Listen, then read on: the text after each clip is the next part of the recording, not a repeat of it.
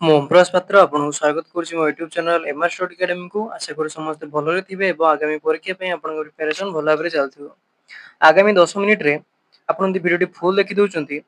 Revolt in 1857 ବା ଆମର ଯେଉଁ ସିପାହୀ ବିଦ୍ରୋହ ହେଇଥିଲା 1857 ମସିହାରେ, ଯେକୌଣସି ଏକ୍ଜାମ ପାଇଁ ଆପଣ ପ୍ରିପେୟାର ହୁଅନ୍ତୁ ବା ଯେକୌଣସି ଏମସିକ୍ୟୁ ଲେଭେଲର ହୁଏ ଆପଣ ସହଜରେ ସଲ୍ଭ କରିପାରିବେ। ଦେଖନ୍ତୁ ଖାଲି 10 ମିନିଟ୍ ଟାଇମ ଦେଇ এই ଭିଡ଼ିଓଟି ଦେଖି ଦିଅନ୍ତୁ, ତାପରେ ପୁରା ଆପଣଙ୍କ ଫଣ୍ଡାମେଣ୍ଟାଲ ସହିତ ଏମସିକ୍ୟୁ ପୁରା କ୍ଲିୟର ହେଇପାରିବ। ତେଣୁ ସମୟ ନଷ୍ଟ କରିବାନି, ଯିବା କଣ ସବୁ ପଏଣ୍ଟ ଗୁଡ଼ା ଅଛି ଦେଖିବା। ପ୍ରଥମେ ଦେଖିବା ଯେ ରିଭୋଲ୍ଟଟା जो है 1857 मसीह कहीं तार जो रिभोल्ट हवार कारण कौन था, तेणु मेजर कजेस ऑफ रिभोल्ट कौन पाई हितला। फास्ट होची कौन इकोनॉमिक कजेस। इकोनॉमिक माने कौन आपण जानथि कौन पैसा पत्र से अनुसार इकोनॉमिक माने वाणिज्य वाणिज्य क्षेत्र रे हेदिला। तेणु फास्ट होची कौन रेवेन्यू सिस्टम हैला। प्रथमे रेवेन्यू सिस्टम कौन ना इंग्रेज माने आम ऊपर एमती रेवेन्यू सिस्टम लगेले जे चाषी माने किछि पैसा रहले सेमानंकु चाष करला परे भी तांकु जदी माने तांको शस्य बिक्री परे भी तांको पाखे किछि पैसा रहले जा फल रे कि लैंडलॉर्ड बा जे माने सब पैसा दउथिले तांको मानक पाखरु जमीदार मानक पाखरु पैसा उधार नवा पई पडुथिला। तेणु विभिन्न प्रकार एमती रेवेन्यू सिस्टम चलीथिला जा फल कि कृषक माने बा जे कोनोसी वाणिज्यकार मानक पाखरे पैसा किछि रहिलानी। फास्ट एटा गला। सेकंड होची कोन हेवी टैक्सेशन माने आपण जदी वाणिज्य करूचंती बस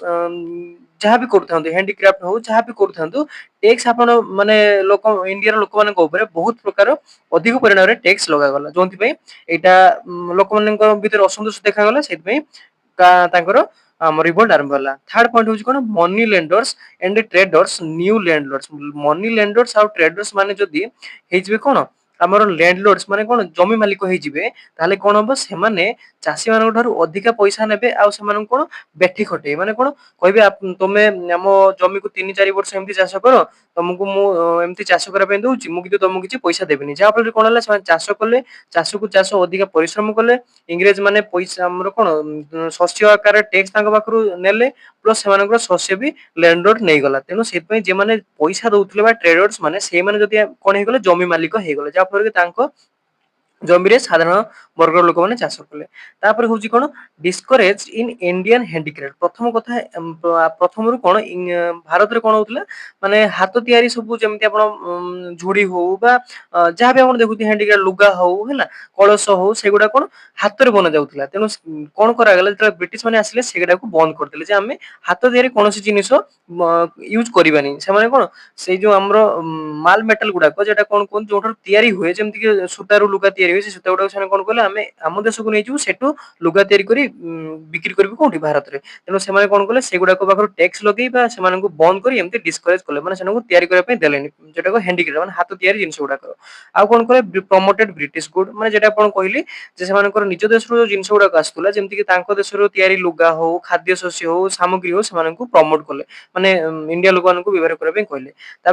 तापर होची कोन ना हाई टैरिफ्स ड्यूटी कहा पर ना इंडियन मेड गुड्स माने कोन जो गुडा को इंडिया रे नाही बाहरु से माने आनुचंती तापर कोन कले हाई टैरिफ ड्यूटी लगेले। हाई टैरिफ ड्यूटी माने कोन जो जिनिस गुडा हम पाखरे नाही आमे बाहरु आनिबा हैला से गुडा करे से माने कोन कले बहुत अधिक टैरिफ लगेले, जा पर कि सेही पैसा गुडा कोन इंडियन माने देले। तेनो सेत पे से जिनिस गुडा दाम गुडा को बहुत अधिक हे गला। प्लस माने कोन कोन लो टैरिफ लगेले कहा पर इंपोर्ट टू ब्रिटिश गुड माने कोन ना से माने जो कंचा माल गुडा को इंडिया लोक पाखरु किनुतले से गुडा करे लो टैरिफ माने तांको लो टैरिफ होवा जो जे माने कंचा माल गुडा को जो किनिले इंडिया लोक पाखरु से माने को कम पैसा देले। तेनु दी पटरु से माने कोन कले पैसा इंडिया रो नै कि ब्रिटिश रे देले। तेनु सेत पे लोक मानक पक्षरे कोन हला रिवोल्ट करा पे इच्छा हला। तापर होची कोन पॉलिटिकल कजेस। कोन पॉलिटिकल थिला broken the pledges and promises माने से माने जते बेले राज्य फास्ट रा जो जय करूथिले बा लोक मानक पाखरे जो प्रॉमिसेस करथिले आ जो आशा रखिथिले जे कहिथिले जे हम एम्ति काम करिवे करिवे सेडा किछि रखिले नै। आ इफेक्टिव कंट्रोल सब्सिडियरी एलायंसेस आ डॉक्ट्रिन्स ऑफ लॉस माने कोन इफेक्टिव कंट्रोल माने पूरा पूरी जो ट्रीटी करी जो राज्य गुडो से माने जय करूथिले से मानक पाखरे पूरा पूरी तांको अधीन को नै जाउथिले। आ सब्सिडियरी एलायंस होची कोन से मानक पाखरे से जो राज्य को से माने जय करी कि से ट्रीटी साइन करथिले जा फल कि तांकर किछि सैन्य गुडो रखुथिले आ सैन्य मानक रक्षणाबेक्षण आ इंग्रेज मानक से माने कोन करथिले राजा माने टैक्स दउथिले, जा फल कि तांको पाखरे किछि पावर रहनथिला प्लस से माने राजा माने ब्रिटिश को अधिक पैसा दउथिले। डॉक्ट्रिन्स ऑफ लैप्स होची कोन ना जो राजांकर कोनोसी पुत्र संतान नथिला ऑटोमेटिकली राजा मल्ला परे सेटा ब्रिटिश अंडर को आसी जियो। तन एई प्रकार सब कोन थिला तांकर रूल गुडा थिला। आ एनेक्सेशन ऑफ अवध इन 1856 ଯାହା ଫଳରେ କି ଏ ଯୋଉ ଡକ୍ଟ୍ରିନ୍ ଅଫ ଲାପ୍ସ ଆଉ ସବସିଡାଲେନ୍ସ ଏଗୁଡାକ ଦ୍ୱାରା ସେମାନେ କଣ କରିଥିଲେ ଅବଧକୁ ପ୍ରଥମେ ସେ କହିଥିଲେ ଯେ ଆମେ ଅବଧକୁ କ୍ୟାପଚର କରିବନି କିନ୍ତୁ 1856 ମସିହାରେ ସେମାନେ କଣ କଲେ କ୍ୟାପଚର କଲେ ଏଇଟା ଥିଲା ପଲିଟିକାଲ କଜେସ୍। ତାପରେ ଆସିବ କଣ ଏଡମିନିଷ୍ଟ୍ରେସନ କଜେସ୍ ଏଡମିନିଷ୍ଟ୍ରେସନ ପକ୍ଷରେ କଣ ହବ ନା କରପ୍ସନ କଲେ ବହୁତ ପ୍ରକାର କରପ୍ସନ କଲେ ଯେମିତି କି ପୋଲିସ କ୍ଷେତ୍ରରେ ହଉ ପଟ୍ରି ଅଫିସିଆଲ ହଉ ଆଉ ଲ କୋର୍ଟସ ମାନେ କଣ ମାନେ ଯୋଉଠି ଇଂରେଜ ମାନଙ୍କର ଉପରେ କଣ ଥିବ ତାଙ୍କର ଇଂରେଜ ମାନଙ୍କ ଉପରେ କେସ୍ ଥିବ ବା ତାଙ୍କର ଉପରେ କିଛି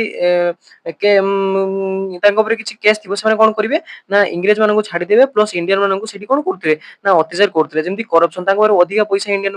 ପାଖରୁ ନଉଥିଲେ କିଛି କାମ କରୁନଥିଲେ ଯେମିତି କରପ୍ସନ ହଉଥିଲା ଆଉ ଫରେନ ଏଣ୍ଡ ଏଲିଏନ ଲୁକ୍ ମାନେ ଇଣ୍ଡିଆନ ଲୋକମାନଙ୍କୁ ସେମାନେ ଯୋଉଠି ଦେଖୁଥିଲେ ଅଫିସ ହଉ ବା ରାସ୍ତାଘାଟରେ ସେମାନେ ଗୋଟେ କଣ ମାନେ ଅଜିବ ମାନେ ଘୃଣା ଭାବ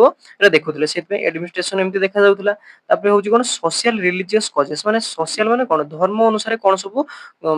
କାରଣ ଥିଲା। ଫାର୍ଷ୍ଟ ହଉଛି କଣ ରିଫର୍ମସ ମାନେ କଣ କରୁଥିଲେ ସତୀ ପ୍ରଥା ଉଠେଇବା ପାଇଁ ଚେଷ୍ଟା କରୁଥିଲେ ୱିଡୋ ରିମ୍ୟାରେଜ ଆଉ ଓମେନ ଏଜୁକେସନ ମାନେ ସେମାନେ ଉଠେଇବା ପାଇଁ ଚେଷ୍ଟା କରୁଥିଲେ ସେତେବେଳେ ଲୋକମାନେ କଣ ଭାବୁଥିଲେ ଯେ ଏଇଗୁଡାକ ଯଦି ସେମାନେ କଣ କରନ୍ତି ଆମ ଧର୍ମ ଭିତରେ ପଶିବା ପାଇଁ ଚେଷ୍ଟା କରୁଛନ୍ତି ହେଲା ତେଣୁ ସେଥିପାଇଁ ସେମାନେ ଭାବିଲେ ଆଉ ମଡିଫାଇଡ ଇନଟୁ ହିନ୍ଦୁ କଷ୍ଟମ୍ସ ମାନେ ସେମାନେ ଯେତେବେଳେ ଗୋଟେ ବିଲ୍ ପାସ୍ କଲେ ଯେଟା ହଉଛି କଣ ନା ରିଲିଜିୟସ ଡିଜାବିଲିଟିଜ ଆକ୍ଟ 1856 ମସିହାରେ ଆସିଥିଲା। ସେମାନେ କଣ କଲେ ହିନ୍ଦୁ ମାନେ କଣ ପିନ୍ଧିବେ କଣ ପୂଜା କରିବେ କଣ ଖାଇବେ କେମିତି ମନ୍ଦିର ଯିବେ କେମିତି କଣ ଟ୍ୟାକ୍ସ ଲଗାଯିବ ସେମାନେ ଏଇ ଅନୁସାରେ କଣ୍ଟ୍ରୋଲ କରୁଥିଲେ ତେଣୁ ଏଇଟା କଣ କଲା ସୋସିଆଲି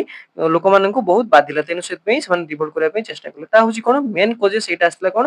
ଡିସକଣ୍ଟିନେଣ୍ଟ ଏମଙ୍ଗ ଦ ସିପାହୀ ସିପାହୀ ମାନଙ୍କ ଭିତରେ ଡିସକଣ୍ଟିନେଣ୍ଟ ମାନେ ତାଙ୍କ ଭିତରେ ମତାନ୍ତର ଆରମ୍ଭ ହେଲା କେମିତି ନା ଡିସକ୍ରିମିନେଟ ମାନେ ଗୋଟେ କଣ ଥିବ ଇଣ୍ଡିଆନ ସୋଲଜର ଥିବ ଆଉ ଗୋଟେ କଣ ଥିବ ବ୍ରିଟିଶ ସୋଲଜର ଥିବ ସେମାନଙ୍କ ଭିତରେ ଡିସକ୍ରିମିନେଟ ଖାଇବାରେ ହଉ ରହିବାରେ ହଉ ପିନ୍ଧିବାରେ ହଉ ସବୁଥିରେ କଣ ଡିସକ୍ରିମିନେଟ କରାଯାଉଥିଲା ଆଉ ଗୋଟେ ହଉଛି କଣ ଗିଭିଂ ଦ ଫରେନ ସର୍ଭିସ ଆଲାଏନ୍ସ ଯେଟା କଣ ବାଟା ବୋଲି କୁହାଯାଏ ସେଠି କଣ ଥିଲା ନା ଫରେନ ସର୍ଭିସ ଯେଟା ଆପଣ ଆଇଏଏସ୍ ଆଇପିଏସ୍ ଯାହା ଗୁଡା କହୁଛନ୍ତି ଆଇପିଏସ୍ ଆଇଏଏସ୍ କହୁଛନ୍ତି ସେଥିରେ କଣ ଥିଲା ନା ଇଣ୍ଡିଆନ ମାନଙ୍କ ପାଖରେ ଯୋଉମାନେ ଷ୍ଟୁଡେଣ୍ଟ ମାନେ ଥିଲେ ସେମାନଙ୍କୁ କେବଳ କଣ କିରାନୀ ପୋଷ୍ଟ ପର୍ଯ୍ୟନ୍ତ ତାଙ୍କୁ ଏଲାଉ ଥିଲା ଉପରକୁ କୌଣସି ପ୍ରକାର ପୋଷ୍ଟ ତାଙ୍କ ପାଇଁ ନଥିଲା ଯେମାନେ ବ୍ରିଟିଶ ମାନେ ଥିଲେ ସେମାନଙ୍କ ପାଇଁ ଏଲାଉ ଥିଲା ଇଣ୍ଡିଆନ ପାଇଁ କେବଳ କିରାନୀ ବା ଏଇ ଯୋଉ ପିଅନ ମାନେ ସେଇମାନଙ୍କ ପୋଷ୍ଟ ପର୍ଯ୍ୟନ୍ତ ତାଙ୍କୁ ଏଲାଉ ଥିଲା ତେଣୁ ଏଇଟା ଗୋଟେ ସେଇଭଳି ଥିଲା ମାନେ ହାୟର ପୋଷ୍ଟ କେବେ ବି ଯେମିତି ଆର୍ମି ଆମର କଣ ଆର୍ମି ଥିଲା ସେଇଥିରେ ହାୟର ପୋଷ୍ଟ କେବେ ବି ଇଣ୍ଡିଆନ ମାନଙ୍କୁ ଦିଆଯାଉନଥିଲା ସେଠି ବ୍ରିଟିଶ ମାନେ ହିଁ ରହୁଥିଲେ ଆଉ ପିଜେଣ୍ଟ ୟୁନିଫର୍ମ ମାନେ କଣ କରୁଥିଲେ ନା ସେମାନେ ଯୋଉ ଇଣ୍ଡିଆନ ମାନେ ଯୋଉ ସୈନିକ ମାନେ ଥିଲେ ସେମାନଙ୍କୁ କଣ ଭାବୁଥିଲେ ଯେ ସେମାନେ ହଉଛନ୍ତି ମାନେ କଣ ମୂଲିଆ ଗୋଟେ କଣ ନା ବର୍ଦ୍ଦି ଭିତରେ ଜଣେ ୟୁନିଫର୍ମ ଭିତରେ ଜଣେ ମୂଲିଆ ଭାବେ ସେମାନେ କଣ କରୁଥିଲେ ଭାବୁଥିଲେ ଯାହା ଦ୍ଵାରା କି କଣ ହେଲା ଏଇ ତ ହେଲା ଆମର କଣ ସରିଲା କଜେସ୍ ମାନେ କାହିଁକି ହେଇଥିଲା ଏବେ ହଉଛି କଣ ଆଉଟବ୍ରେକ୍ସ ମାନେ ୟା ଦ୍ଵାରା କଣ ସବୁ ହେଇଥିଲା ଏହା ଦ୍ୱାରା କଣ ହେଲା ନା ମାର୍ଚ୍ଚ 29 1857 ମସିହାରେ କଣ ହେଲା ନା ମଙ୍ଗଲ ପାଣ୍ଡେ ଯିଏକି କଣ କଲା ତାର ଏସବୁ କାରଣ ପାଇଁ ଗୋଟେ କଣ ହେଇଥିଲା ନା ଏ ଯୋଉ ଏନଫିଲ୍ଡ ରାଇଫଲ ଗୋଟେ ୟୁଜ କରାଥିଲା ଯାହାଦ୍ୱାରା କାଟେଜ ମାନେ କଣ ଗୋଟେ ବାରୁଦ ପ୍ୟାକେଟ ଥିଲା ଯୋଉଥିରେ କି ବନ୍ଧା ହଉଥିଲା ଆଉ ତାକୁ ଯୁଦ୍ଧ ଯେତେବେଳେ ବ୍ୟବହାର କରାଉଥିଲା ସେ ଶୀଘ୍ର ଶୀଘ୍ରରେ ତାକୁ ଛିଣ୍ଡେଇକି ଦାନ୍ତରେ ବନ୍ଧୁକ ଭିତରେ ପୁରେଇବା ପାଇଁ ପଡୁଥିଲା ସେଠି କଣ ହେଇଥିଲା ନା ସେଇ ଯୋଉ ପ୍ୟାକେଟ ରେ କି କୁହାଯାଉଥିଲା ଗୋରୁ ବା ଘୁଷୁରୀର ଚର୍ବି ଲଗାଯାଉଥିଲା ତେଣୁ ସେଥିପାଇଁ ସେଇ ପାଇଁ କଣ କଲେ ମଙ୍ଗଲ ପାଣ୍ଡେ କ୍ଷୁବ୍ଧ ହେଇକି ତାଙ୍କ ଧର୍ମ ନଷ୍ଟ ହବା ଅନୁସାରେ ସେ ଯେହେତୁ ବ୍ରାହ୍ମଣ ଲୋକ ଥିଲେ ତେଣୁ ଧର୍ମ ନଷ୍ଟ ଅନୁସାରେ ତାଙ୍କର ଯୋଉ ସିନିୟର ଥିଲେ ଲେଫ୍ଟନାଣ୍ଟ ବାଘ କୁ କଣ କରିଥିଲେ ଆଟାକ କରିଦେଇଥିଲେ ସେଟା ହେଇଥିଲା କୋଉଠି ବାରକପୁର ହେଲା ବାରକପୁରରେ ହେଇଥିଲା ମନେ ରଖିବେ ବେଙ୍ଗଲ ତେଣୁ ପିଲାମାନେ ବାରମ୍ବାର ଭୁଲ କରନ୍ତି ଏଟା କଣ ବେଙ୍ଗଲ ରେ ହେଇଥିଲା ବାରକପୁର ବେଙ୍ଗଲରେ ପ୍ରଥମେ ମାର୍ଚ୍ଚ 29 ତାରିଖ 1857 ମସିହା ମଙ୍ଗଲ ପାଣ୍ଡେ ଆଉ ତାଙ୍କ ସିନିୟର ନାଁ ଟା ମନେ ରଖିଥିବ ଲେଫ୍ଟନାଣ୍ଟ ବାଘ ତାଙ୍କୁ ଆଟାକ କରିଦେଇଥିଲେ ଯାହା ଫଳରେ କି ସିଏ କଣ କରିଥିଲେ ନା ଆମର ତାଙ୍କୁ ଫାଶୀ ଦଣ୍ଡ ଦିଆଯାଇଥିଲା କେତେ ଏପ୍ରିଲ 8 1857 29 ରେ ସେ ଆଟାକ କରିଥିଲେ ଏପ୍ରିଲ 8 ତାରିଖ ଦିନ ତାଙ୍କୁ କଣ ଦିଆଯାଇଥିଲା ମୃତ୍ୟୁଦଣ୍ଡ ଦିଆଯାଇଥିଲା ଆଉ ଏଇଟା ମନେ ରଖିଥିବେ ଏଇଟା ବେଳେବେଳେ କ୍ୱେଶ୍ଚନ ପଚାରେ ଯେ ଯୋଉ ମଙ୍ଗଲ ପାଣ୍ଡେ ଥିଲେ 34th ନେଟିଭ ଇନଫେଣ୍ଟ୍ରି ମାନେ ଯୋଉ ଆମର ଆର୍ମି ସବୁ ବେଚ୍ ଥାଏ ସେଇ ବେଚ୍ ରେ କେତେ 34 ନମ୍ବର ବେଚ୍ ରେ ନେଟିଭ ଇନଫେଣ୍ଟ୍ରିରେ ସେ ଥିଲେ ତାପରେ ହେଲା କଣ ନା ମେ 10 ତାରିଖ ଦିନ ମେରଠ ଠାରେ ଯୋଉଟା କି ଥାର୍ଡ ନେଟିଭ କଭଲରୀ ମେ 10 ତାରିଖ ଦିନ ସେଇଠି ମଧ୍ୟ ସେଇଭଳିଆ କଣ ହେଲା ନା ଆମର ଆନ୍ଦୋଳନ ବା ଆମର କଣ ମ୍ୟୁଟିନି ଆରମ୍ଭ ହେଇଗଲା ତାପରେ ଏଇ ଯୋଉ ଆରମ୍ଭ ହେଲା ବେଳେ ସବୁଆଡକୁ ୟୁପି ସବୁଆଡକୁ କଣ ହେଲା ସ୍ପ୍ରେଡ ହେଇଗଲା ସ୍ପ୍ରେଡ ହେବା ଫଳରେ ତାଙ୍କର ବ୍ୟାଟେଲ କ୍ରାଇ ମାନେ ଗୋଟେ କଣ ଥାଏ ଯେତେବେଳେ ଯୁଦ୍ଧ ହୁଏ ତାଙ୍କର ବ୍ୟାଟେଲ କ୍ରାଇ ରହିଥାଏ ସେମାନେ ସବୁ ସୈନ୍ୟ ମାନେ ସେଇ ବ୍ୟାଟେଲ କ୍ରାଇ ଟା କହିକି ଚାଲନ୍ତି ତାଙ୍କର ବ୍ୟାଟେଲ କ୍ରାଇ ଟା କଣ ଥିଲା ମାର୍ଚ୍ଚ ଟୁ ଦିଲ୍ଲୀ ତେଣୁ ଯଦି ପଚାରେ ପରୀକ୍ଷାରେ ଯେ 1857 ମସିହା ରିଭୋଲ୍ଟରେ ବ୍ୟାଟେଲ କ୍ରାଇ ଟା କଣ ଥିଲା ନା ମାର୍ଚ୍ଚ ଟୁ ଦିଲ୍ଲୀ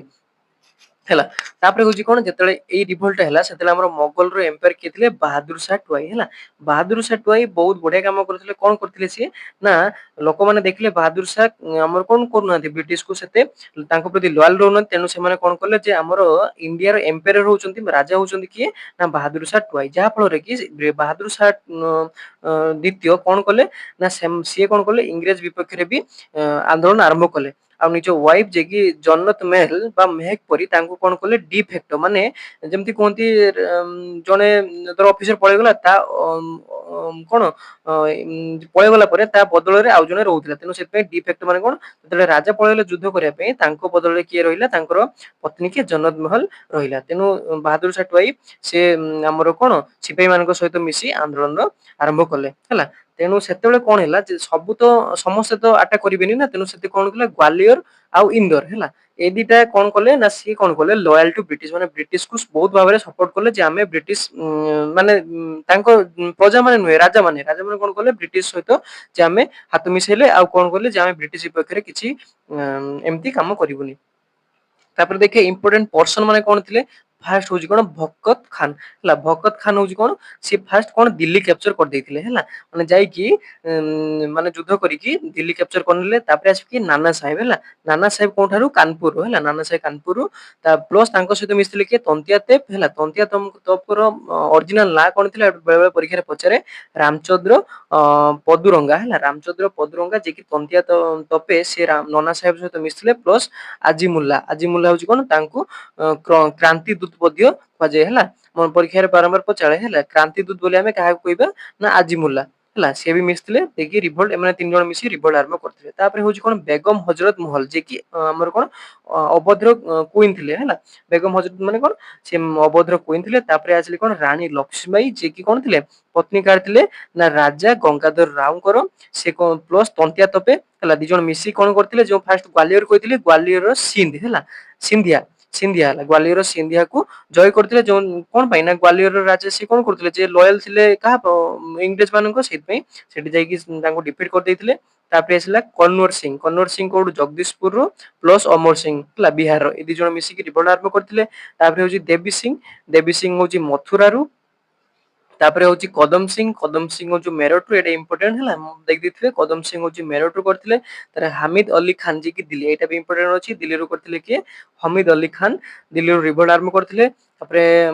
ମନିରାମ ଦେୱାନ ଯିଏକି ଆସାମରୁ ରିଭୋଲ୍ଟ ଆରମ୍ଭ କରିଥିଲେ। ତେଣୁ ଏଇ ସବୁ ଇମ୍ପୋର୍ଟାଣ୍ଟ ମାନେ ଥିଲେ। ତାପରେ ସପ୍ରେସନ ମାନେ ଯେହେତୁ ଆନ୍ଦୋଳନ ହେଇଛି ତାପରେ ଇଂରେଜ ମାନେ ବି ସେମିତି ତାକୁ ସପ୍ରେସ କରିବା ପାଇଁ ଚେଷ୍ଟା କରିବେ। ତେଣୁ ଦିଲ୍ଲୀରେ ସପ୍ରେସ କରିବା ପାଇଁ କିଏ ଥିଲେ ଜନ ନିକଲସନ ସେମିତି କାନପୁରରେ କଲୋନିଆଲ କାମ୍ପିବେଲ ହେଲା। ମାନେ